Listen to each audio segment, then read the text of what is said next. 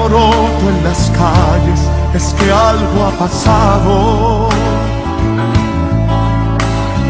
Veo a los hombres corriendo y a muchos gritando.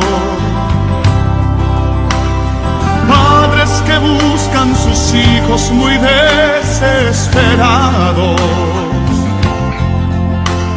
Parece que aquello que un día se anunció ha pasado. Despierta, pronto llegará el momento que no habrá en tu vida lamentos. Cristo nos viene a buscar. Procura dar lo mejor de tu vida para cuando llegue ese día. Toda persona que confiesa a Cristo, por eso dice, y confesares con tu boca que Jesús es el Señor y que Dios el Padre lo levantó de entre los muertos, será salvo. Porque con el corazón se cree para justicia y con la boca se confiesa para salvación. Romanos 19. Qué gran poder el que hay en la confesión. Hay gente que solo se conforma porque Cristo le perdonó sus pecados y ahora es salvo y nunca nadie, pues, es más, ni la familia en Honduras, en Guatemala, en El Salvador, en México, en Guatemala se dan cuenta que es cristiana o cristiano.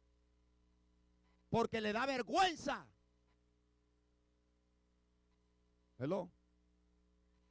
Pero no es de preocuparse, no es de hacernos, en otras palabras, las preguntas ¿por qué? Es sencillo, hermanito. Pedro dice, a eso ni les ha amanecido. Hermano, la persona que es cristiana le cae mal hasta los medios, hasta los cristianos tibios les cae mal. Hello. Esta hermanita se la cree muy santa. Este hermanito se lo cree muy santulón. Es que este está encendido y tú estás tibio. ¡A su nombre! Yo creo que no hay necesidad de ser tan exagerado. Es que estás tibio, estás muerto. El que anda prendido, no le importa quién lo ridiculice, quién se burle de él, quién se ría de él, quién lo ponga por él. Él habla de Cristo porque él sabe que hay alguien grande en esta tierra. En otras palabras, en el cielo y en todo lugar. Se llama Jesús de Nazaret, el Hijo de Dios. Y de ese nombre no hay que avergonzarse. Hay que avergonzarse del diablo y del pecado y de esta generación. Pero de Cristo, nunca. En todas estas iglesias siempre había una sinagoga en los judíos. Y los judíos siempre se empeñaron en perseguir a los cristianos.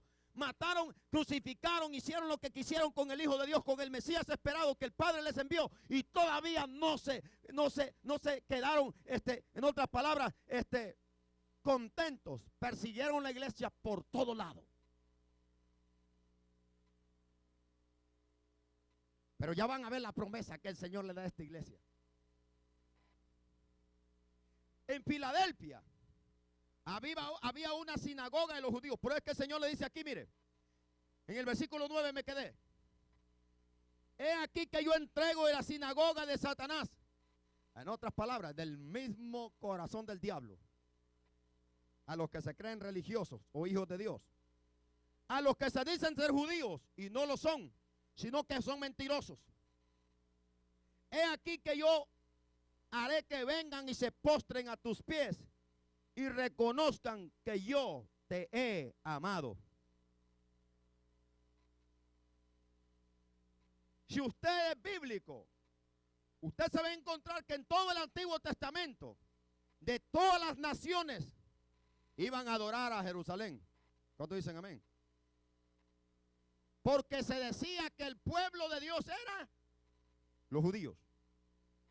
Eso era en el Antiguo Testamento. De todo lugar venían a adorar a Jerusalén y luego se volvían y venían y así estaba. Señor, en el Nuevo Testamento todo cambia. ¿Qué le dice el Señor aquí a esta iglesia? Ahora ya no va a ser el... Aleluya. Por eso es que cuando Cristo se encuentra con aquella mujer allá en Samaria, en aquel pozo de Jacob, en una ciudad llamada Sicar de Samaria, el Señor le dice a la samaritana, mujer, te voy a decir una cosa, que ahora es el tiempo y ahora es cuando los verdaderos adoradores adorarán al Padre en espíritu y en verdad, porque Dios es espíritu y Él busca adoradores que le adoren en espíritu. Ya no será ni aquí, ni en este pozo como tú dices, ni en Jerusalén, sino que será En otras palabras, en espíritu y en verdad. Porque Dios busca adoradores que le adoren en espíritu y en verdad. Cuando Cristo, en otras palabras, le está diciendo a esta iglesia que Él va a hacer que los judíos se vengan a postrar a los pies de la iglesia para adorar a Dios, eso significa, amén, que es lo que ahora estamos viendo. Y aún falta el cumplimiento. Ahora el centro mundial de adoración ya no es los judíos, ya no son las sinagogas judías, es la iglesia que Cristo edificó sobre Él mismo, diciendo sobre esta iglesia, sobre mí mismo edificaré mi iglesia y ni las puertas del Hades prevalecerán contra ella. El centro de adoración ya no es los judíos ni Israel, es la iglesia que Cristo ha dejado. Amén, allí van a adorar. Y óigame la promesa que el Señor le da a la iglesia, que los judíos van a venir a postrarse aquí, van a venir a arrodillarse, a adorarme juntamente contigo. Y esto, aunque los judíos no lo quieran recibir, un día lo van a hacer. Y van a reconocer que yo te he amado. Ahora, ¿por qué el Señor dice que amaba a esta iglesia? El versículo 10 le da la respuesta. Por cuanto has guardado mi palabra de mi paciencia, yo también te guardaré de la hora de la prueba que ha de venir sobre el mundo entero para probar a los que moran sobre la tierra. Hermano, yo le voy a decir una cosa, que este tipo de prueba no se refiere al mundo, se está refiriendo a las masas de gente que profesan ser cristianos. Y Dios dice, yo lo voy a probar. Y todo el mundo va a saber que yo te he amado.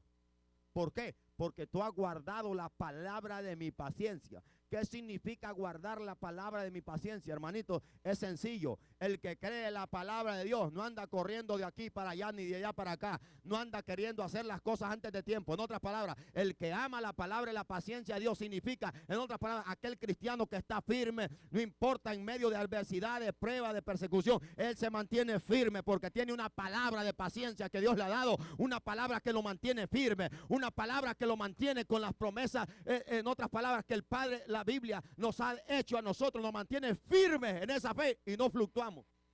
Palabra de mi paciencia.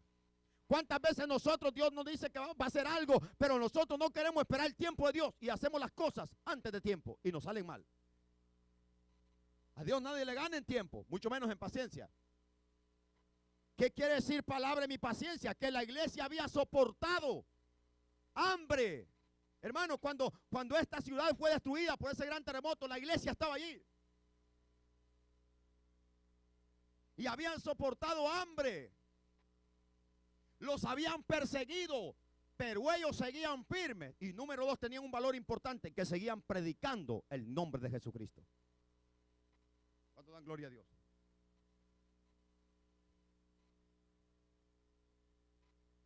Pablo habla de quién es judío y quién no es judío. En Romanos 4:11 dice: y recibió la circuncisión como señal, como sello de la justicia, de la fe que tuvo estando aún incircunciso, para que fuese padre de todos los creyentes, circuncidados, a fin de que también ellos, la fe les fuese contada por justicia. Pues no es judío el que lo es exteriormente, ni la circuncisión la que se hace exteriormente en la carne, sino es judío el que lo es en lo interior, y la alabanza del cual no viene de los hombres, sino de Dios. La circuncisión era el gran orgullo que los judíos tenían para llamarse hijos de Dios. Ahora eso no vale. Cristo Jesús es la simiente por la cual podemos ser descendientes. Por eso dice Juan 1:12, que a los suyos vino, los suyos no le recibieron, mas a los que le recibieron, a los que creen en su nombre, les dio potestad de ser hechos hijos de Dios, los cuales no son engendrados de carne y de voluntad de varón, ni de sangre, sino del Espíritu de Dios. ¿Cuántos son hijos de Dios? A tremenda iglesia esta, hermano. Yo me acuerdo, yo estaba pequeño, de una iglesia que conocí por primera vez. El primer nombre de iglesia que yo conocí en una denominación, en un grupo, en una asamblea, fue este. Conocí en mi país una iglesia con ese nombre, hermano, que a mí ahora que leo esto y me acuerdo de las obras de esa iglesia, sí tenían mucho parecido con lo que está diciendo Jesucristo aquí. Eran hombres que a las 4 de la mañana allí iban en busca de las personas, de las almas. Y no cree que los iban a buscar al apartamento que ahí está en la esquina. o el que está a la par suya. Hermano, iban hasta 3, 4, 10 kilómetros.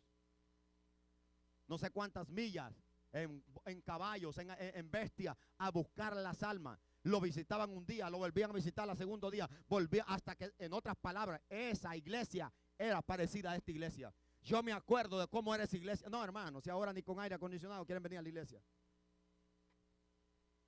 Y los cristianos de ahora, un montón de dormilones que somos. En otras palabras, tenemos que despertarnos.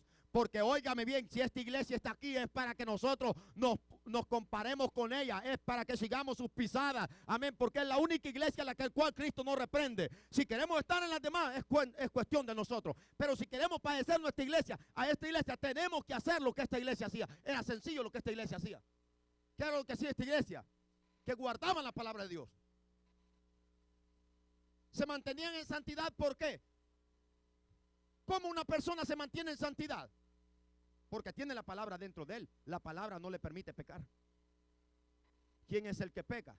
Aquel que no tiene la palabra de Dios, aquel que no la guarda.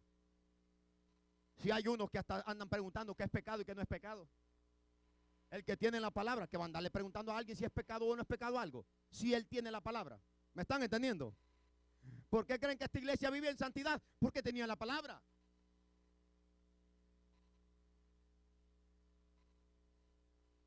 Si a un cristiano se le ofrecía una mujer, él decía, no, la Biblia dice que ningún fornicario va a entrar al reino de los cielos. Porque guardaba. Si se hallaba 100 pesos en la esquina o en la cama del vecino, decía, ningún ladrón entrará al reino de los cielos. ¿Por qué? Porque guardaban la, etcétera, etcétera. Ay, hermano, fíjate que es que no me di cuenta que ahora caí en pecado. Es que no te sabes, pero en San Juan 11:35 Jesús lloró. A su nombre. Pastor, pero yo no sabía que eso era pecado. Claro, ¿cómo no vas a saber si no estudias la Biblia? Si en vez de estar leyendo la Biblia, viendo la novela. En nosotros óigame bien, un cristiano verdadero, no hay pregunta que alguien no le haga que no se la responda porque él guarda la palabra. ¿Me está entendiendo?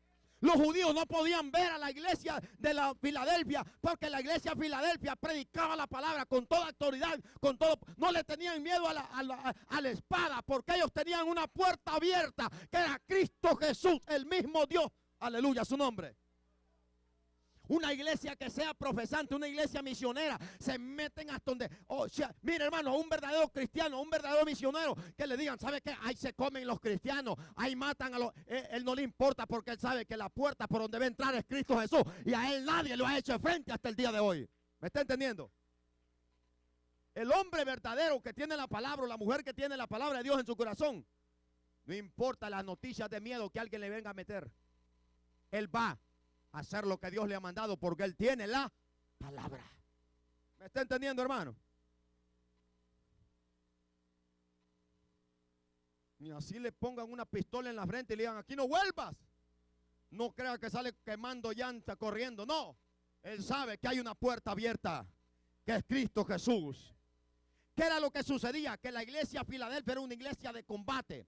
Era una iglesia de arranque, era una iglesia evangelizadora, era una iglesia misionera, era una iglesia que estaba rodeado de 3 países y a los 3 países metían predicadores, metían evangelistas y no, aunque estuvieran amenazados de muerte, ellos no temían porque había una puerta que era Cristo Jesús con la iglesia. Las demás estaban muertas porque tenían miedo, los compraban. Lo que mantuvo esta iglesia en santidad es que no comprometió sus principios. Hermano, Filadelfia era una ciudad comercial. Filadelfia se cree que era una iglesia de mucho comercio. Cerquita de ahí habían lugares comerciales como centros bancarios, etcétera, etcétera. Pero la iglesia no comprometió sus principios. En otras palabras, nadie los compraba. Y es lo que nosotros debemos permanecer hoy. Es en lo que nosotros debemos permanecer hoy. Mañana estaremos hablando de lo contrario a todo lo que estoy hablando hoy. Porque yo le voy a decir una cosa, que el tiempo que estamos viviendo es un tiempo muy peligroso. ¿Por qué digo peligroso? No estoy diciendo peligroso porque nos andan persiguiendo. ¿A quién de ustedes le han dado un golpe en la cara? Por Cristo, ¿verdad que a nadie? Yo no estoy hablando de esa persecución. La persecución del diablo es sutil, es invisible. Nadie la puede detectar. Con cualquier cosita y tiene atrapado a los cristianos que ya ni leen la Biblia, ya mucho menos ya no oran, ya no ayunan, y ellos dicen soy cristiano, y mentira, el diablo los tiene atrapados porque ya no buscan a Dios. En otras palabras, tienen nomás un nombre. Pero al verdadero hijo de Dios no hay diablo que lo compre. No importa cómo se camufle el diablo, aleluya, ese cristiano tiene la luz del Espíritu Santo, la cual no hay tiniebla que se le esconda de su presencia. ¿Me están entendiendo?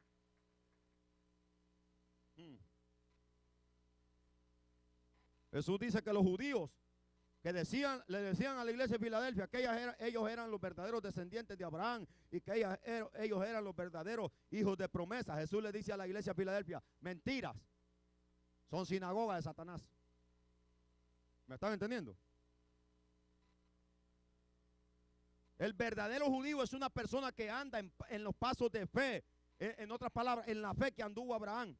Anda en una fe que coloca al Señor Jesucristo en el centro de todo, en el centro de sus cultos, en el centro de sus actividades, en el centro de su fiesta. No lo excluyen. Todo lo que hacía esta iglesia lo hacía dándole gloria y honra al Señor Jesucristo. Esta iglesia sabía que Cristo estaba sentado en un lugar de honra donde millones y millones de ángeles le rinden honor, le rinden alabanza. Y la iglesia de Filadelfia decía, ¿cómo es posible que nosotros, siendo polvo, tierra, lo vamos a ignorar? No, hay que darle la gloria en todo lo que hagamos. Démosle la gloria, y por eso se mantenía en santidad esta iglesia. Hermano, ahora tenemos un montón de cultos y Cristo no está en ninguno de ellos. Porque a veces nosotros estamos tan afanados que ya Cristo ya se perdió de la mente del ser humano. Imaginen, ni en el corazón está, cuanto más en la mente. No, hermano, sí, mire, yo le voy a hacer muy claro. Y cualquiera que está diciendo, hermano, le voy a decir la verdad. Si en estas reuniones no está la presencia del Señor y no buscamos la presencia del Señor, hermanito, dejemos de estarlos engañando. ¿De qué sirve estar recogiendo dinero, amontonando dinero, incrementando una cuenta bancaria, pensando que estamos vivos y en los cultos parece que es un muerto el que está velando? No, Señor, mire, sacúdase, decirle al que está a tu lado, sacúdete, pero vamos a hacer las cosas diferentes. Vamos a hacer que los cultos parezcan una fiesta espiritual, no un velorio, a su nombre. No, hombre, si ahora para levantarle la mano a alguien hay que mandar rentar una reca para que le levante con un brazo, con una mano de chango, la mano, porque la tiene paralizada. Aleluya, mire, hermano. Dice la Biblia, el apóstol Pablo dice que ya es momento que esas rodillas paralizadas se enderecen, se estiren. ¿Qué significa rodillas paralizadas? Son esos cristianos que ya no doblan rodillas. Tienen la rodilla, así la tienen, ¿ves? Tienen 3 años, 4 años que no la doblan. Dice, esas rodillas paralizadas que se enderecen. En otras palabras, doblenlas, pónganse a orar. Los cojos, para que no se salgan los cojos del camino. Vosotros los de doble ánimo, purificad vuestros cojos. En otras palabras, aquellos que tienen un pie en el mundo y otro en la iglesia, dice, hey, salid de allí. Hay gente que ya tiene paralizada la boca porque ya no ora. Tiene paralizada la cerviz, la tiene así porque ya no la dobla delante de la presencia de Dios. Las rodillas están tilintes porque ya no la pueden doblar para orar.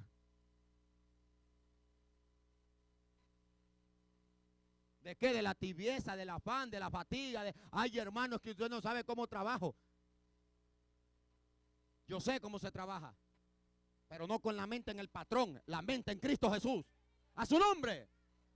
Por eso toda gente que anda pensando en el trabajo, en el patrón, en la compañía y excluye a Cristo de su vida, ahí anda muriéndose y le caen todas las enfermedades encima.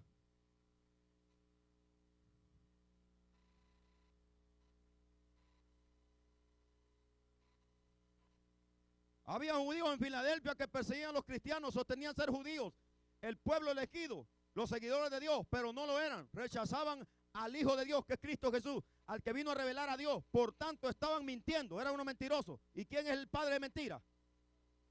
Eran un grupo de Satanás, no del único Dios viviente y verdadero. Ahora bien, con esto como trasfondo, dice, la iglesia, Dios le da una promesa a esta iglesia, porque era una iglesia viva y era una iglesia fiel, y le da una esperanza doble. los creyentes serían vindicados. En otras palabras, ante sus perseguidores. Los perseguidores de la iglesia serán salvos, juzgados, y ellos tendrían que venir arrepentidos, arrodillándose y declarando que el verdadero Hijo de Dios es el que la iglesia adora, Jesucristo el Hijo de Dios, al que ellos antes mataron. Por eso los judíos, en la gran tribulación, en donde abren sus ojos, y Dios les abre los ojos para que vean quién es el que los tiene gobernando, el mismo diablo. Entonces abren sus ojos y ellos se levantan. Y se levantan. Ahí es donde ellos creen que Jesucristo es el Mesías. Y muchos de ellos, la mayoría, van a ser muertos. Porque no creyeron en Cristo Jesús. En cambio, la iglesia ya no estará en ese tiempo. ¿Qué dice el Señor aquí? Por cuanto has guardado la palabra de mi paciencia. Oiga, yo también te guardaré de la hora de la prueba que ha venido sobre el mundo entero para probar a los que moran en la tierra. Dios no va a probar ¿usted cree que Dios va a probar a los que no tienen a Cristo? ¿Cómo Dios? Dios no se mete con los que no tienen a Cristo. Dios no se mete con la gente de este mundo.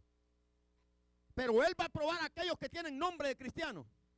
A eso es lo que va a probar. ¿Y con qué lo va a probar? Ay, hermanito, con espada. Porque el diablo se va a levantar contra todas esas religiones que tienen nombre de que va, y todo el mundo dice que va para el cielo y le han abierto un montón de puertas al cielo. ¿Aló? Unos no entran por Cristo, otros tienen al cura acá y por acá entran otros acá tienen a Buda, por acá entran otros acá está Mahoma, por acá entran otros. Mentira del diablo, solo hay una sola puerta en el cielo, se llama Cristo Jesús, a su nombre. A esa gente es la que Dios va a probar y le va a la autoridad ante Cristo que los zarandee como trapo. Pero Él le dice a Filadelfia, no te preocupes, yo te voy a guardar de esa prueba. Aleluya. Por eso es que el apóstol Pablo habla en 2 Tesalonicenses que la iglesia, cuando eso empieza a revolucionar, dice que hay alguien que quiere caernos encima, como, en otras palabras, como un pájaro, el mismo diablo. El apóstol Pablo habla en 2 Tesalonicenses y dice, pero no se puede manifestar ahorita porque ahorita está la iglesia. Pero cuando la iglesia se quite de en medio, entonces aparecerá aquel inicuo, el cual su advenimiento es por obra de Satanás, que se opone a todo lo que se llama Dios y se hace pasar por Dios, tanto que se sienta en el lugar de Dios como un Dios. Inicuo, el cual el Señor matará con la espada que sale de su boca. Es el anticristo. Cuando el anticristo no puede revelarse ahorita, no puede manifestarse, porque la iglesia todavía está aquí. Por eso es que le digo que hay que dejar el sueño y hay que empezar a buscar la presencia de Dios, a santificarnos, porque Cristo viene. Cuando Cristo nos levante de aquí, entonces aparece el diablo. Y todos los que no se fueron en el rapto, le tendrán que ver la cara. Decirle que está a tu lado, prepárese, hermanito. Por no decirle otra cosa. Tendrán que adorar al anticristo, por cuanto no creyeron a la verdad. La Biblia dice, Dios les envía un espíritu de mentira. Pablo habla muy claro del rapto de la iglesia en sus 2 cartas a los tesalonicenses, para que nadie los engañe. Toda la gente que no se va a ir en el rapto, que se quedaron con nombre cristiano, a eso es lo que dice Dios, yo los voy a probar. Un fuego de prueba terrible, hermano, que van a ser miles y miles y millones, por decirlo así, que van a morir por la espada del mismo diablo. ¿Por qué esperar? Porque hay unos que, pues yo me espero, si hay una segunda oportunidad me espero. Si no puede venir a la iglesia voluntariamente, hombre, con aire, cuanto más con una espada en el cuello. ¿Cuántos alaban a Dios? Porque hay unos que están predicando un segundo viaje, yo no sé quién les dijo que hay un segundo viaje. Segundo viaje es para los judíos.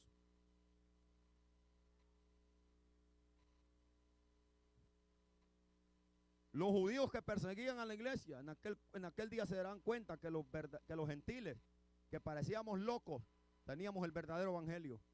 Pero ya será tarde, la iglesia ya no va a estar aquí, va a estar 7 años, que es lo que dura la gran tribulación aquí en la tierra. 7 años estaremos en la presencia del Señor. Y cuando este mundo, el diablo esté haciendo con él, haciendo lo que quiera, nosotros estaremos en la presencia del Señor. Por eso le dice aquí, por cuanto has guardado la palabra de mi paciencia, yo también te guardaré de la hora de la prueba.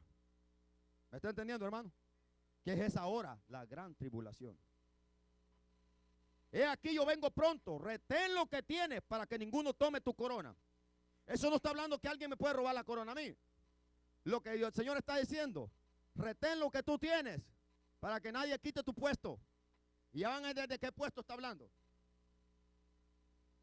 Otra de las cosas que puede significar esto, si usted ve dos personas que van corriendo en una carrera y uno le hace trampa al otro, aunque llegue primero que el otro, no es coronado porque hizo trampa, ¿verdad? Pues es lo mismo. El Señor dice, retén lo que tienes, mantente fiel, mantente limpio. No trates de vivir una vida pensando que todo mundo, haciéndole pensar a todo el mundo que tú eres cristiano cuando yo te conozco. No vas a ser coronado con nada. Mantente fiel, mantente firme para que nadie tome tu corona.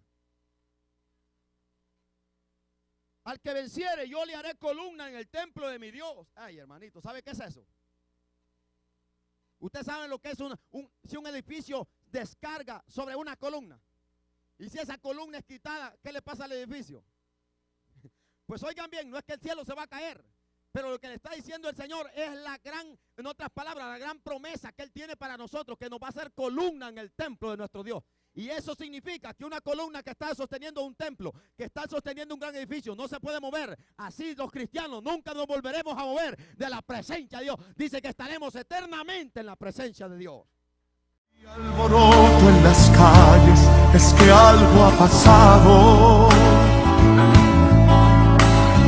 Veo a los hombres corriendo y a muchos gritando. Padres que buscan sus hijos muy desesperados. Parece que aquello que un día se anunció ha pasado.